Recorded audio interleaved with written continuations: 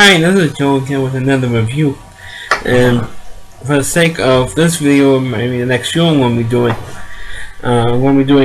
talking about Wrestlemania. Since it's always been my favorite, even though wrestling is fake and everything else, with everything more made up in advance, Wrestlemania has always been my favorite of the wrestling pay-per-views. You don't never own any of them. I just watch the videos, or if it's uploaded on YouTube, or someone watch at least the most recent ones.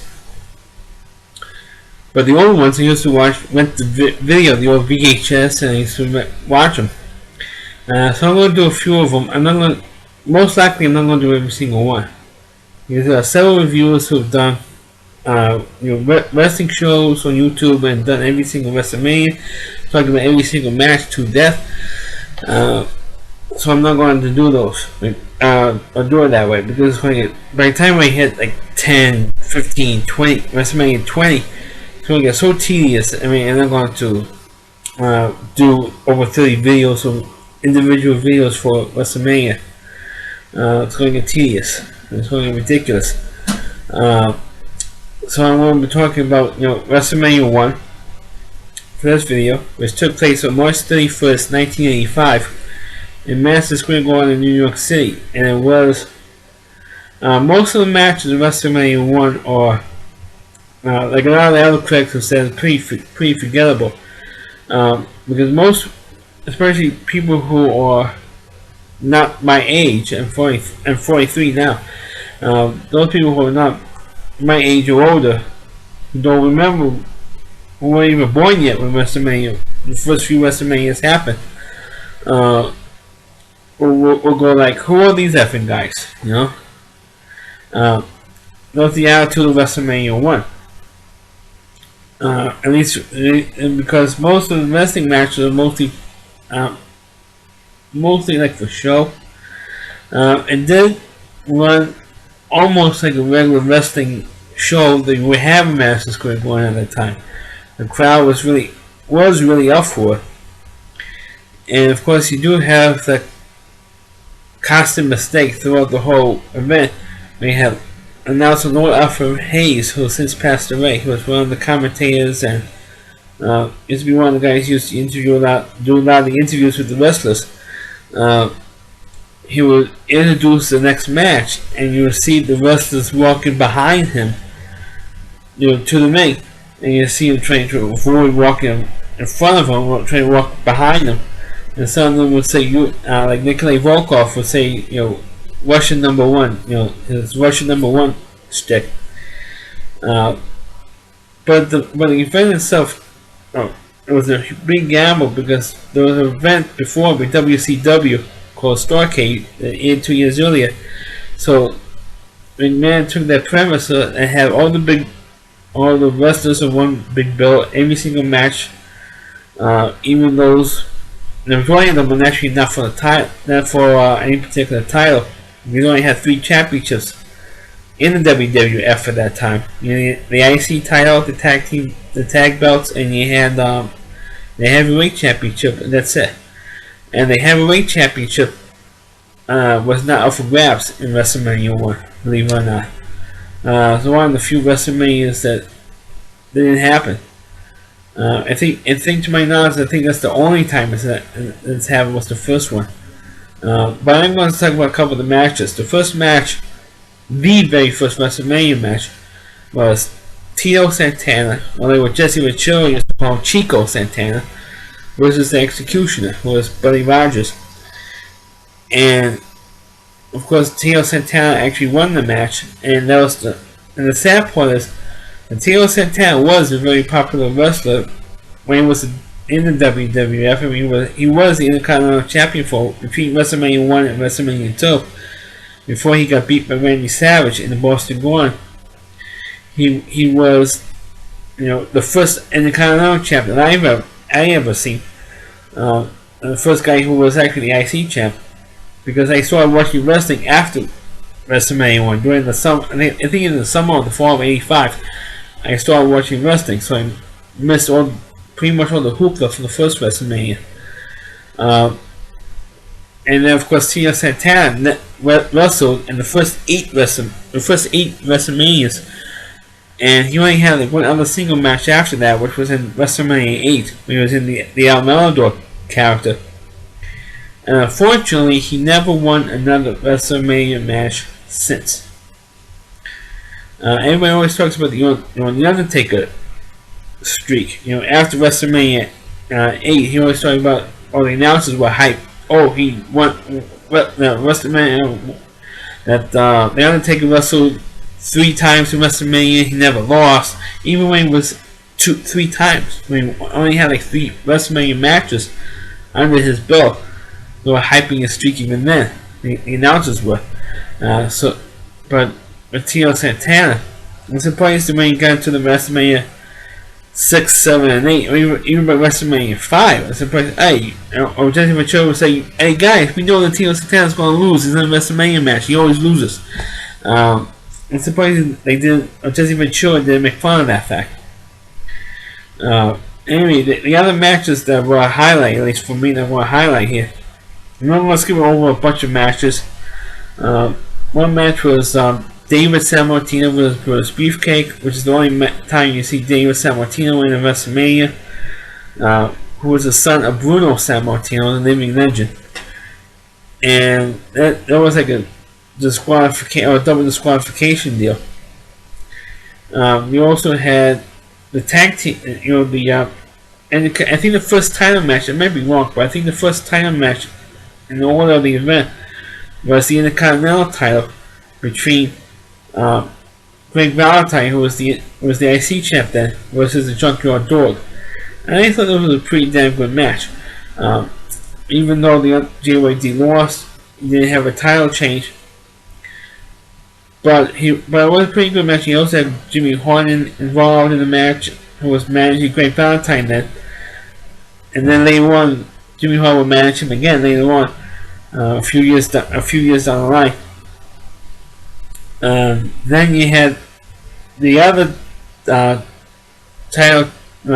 big title match was the tag team belts between Barry Windham and Mike Rotundo. And Mike Rotundo would later on win the tag team belts a second time, as when he was the Erwin R. Shyster character with Ted DiBiase, the Money Incorporated gimmick. And that was a pretty good tag team, by the way. Mike Rotundo was the tag team champ a second time. That was also a good tag team champ, and they beat those really All-American USA guys versus Nikolai Volkov and the Iron Sheik. And they were the tag team champs at that time. And I always want to know who these guys were, because I think they left and Barry Windham, I think, left the WWF before I started watching it. So I never knew who these guys were. I knew that Sheik and Volkov had the tag team belts, and later on lose to Beefcake and Greg Valentine, and they were dubbed the Dream Team later on.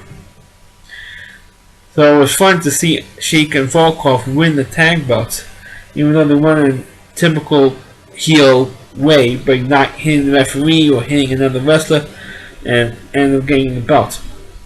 Well, the other title change that happened, and this is one of the more hyped wrestling matches, that was Randy Richter defeating not Ferris Moolah. Shoot, I forgot who she beat.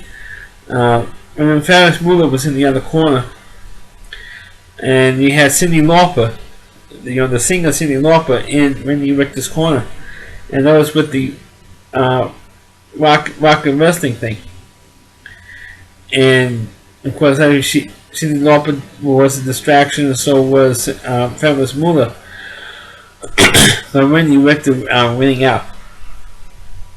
And of course, the other match that got a lot of hype was the two giants in wrestling. Andre the Giant versus Big John Studd in a body slam match. And if Big John Studd was able to slam Andre would have to retire from wrestling. And if Andre was slammed, Big John Studd, he would win like $10,000. It was a very, very good match because he had the two biggest guys in wrestling going against going against one another, and it's always kind of a fun match to see something like that. And of course, with Andre winning, and of course Bobby Heenan, who was managing Big John Studd at the time, took all the money in the gym bag and ran off in the back. And of course, the big match was Mr. T and Hulk Hogan, teamed up as a tag team versus Roddy Piper and Paul Mr. Wonderful Orndorff.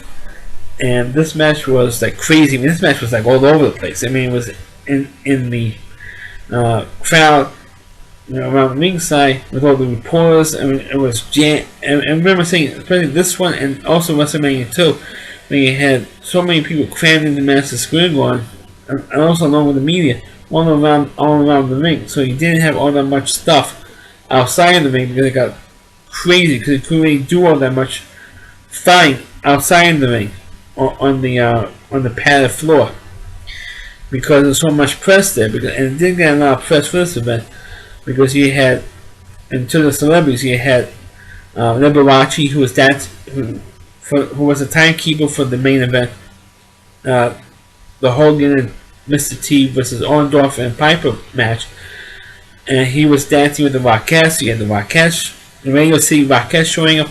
You had Billy Moore as the ring announcer. You also had Muhammad Ali there as a special guest referee. So you have a bunch of celebrities in this one, and you have more for the second one as well. When I get to the second one, probably the next review. But like I said, I didn't see WrestleMania once, like about 5 years later when I rented the video out. Because that's for the sake of saying I've seen WrestleMania 2, I've seen WrestleMania 3 in that time. I have WrestleMania 4 at home in my video collection. I have WrestleMania 5. I've seen 5. I've seen 6. I've seen 7.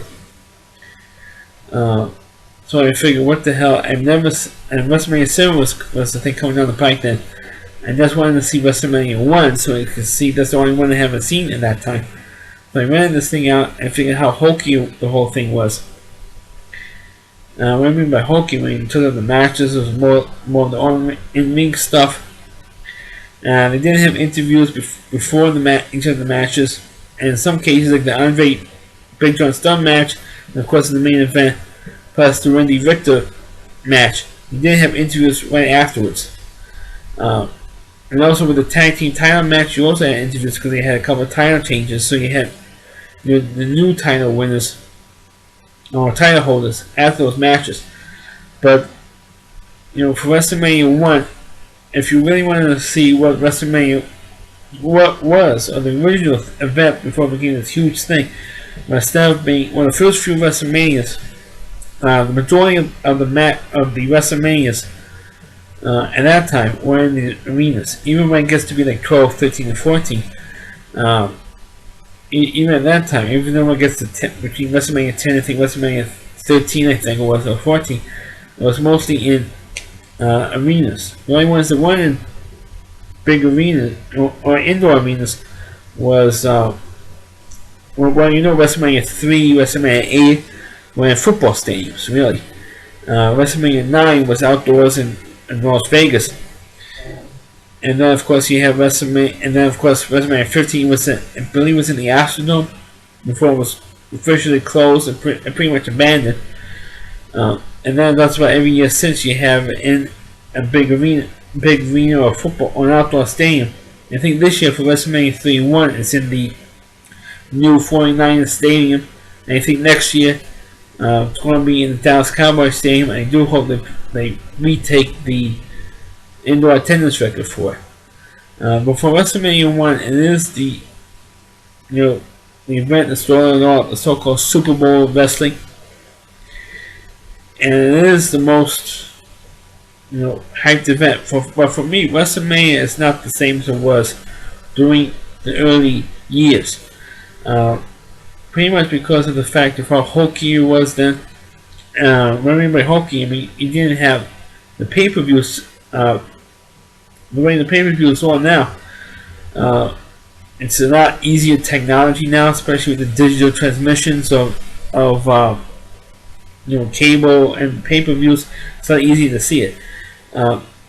for the first couple of WrestleManias. I think up to WrestleMania 7. I think for at least the first 5 or 6 WrestleManias, you did have, for the majority, had to go to these locations or closed circuit locations to see these events.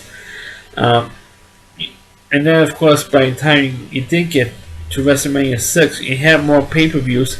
It was becoming more and more prevalent, through the cable providers. But for the first, and then from pretty much WrestleMania 7 on, you did not have,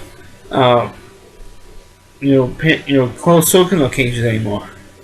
And to me, that really takes away from what the WrestleManias were now compared to what it was then, because the WWF actually made more money in movie theaters and other locations. Actually made money for hosting a broadcast of WrestleMania as a closed circuit location. I do remember the WrestleMania 1 in particular. Madison Square Garden had a separate little forum called the Felt Forum in those days. Now it's called the Theater of Madison Square Garden. That was a closed circuit location. The Felt Forum was. So it was the Beacon Theater in Manhattan.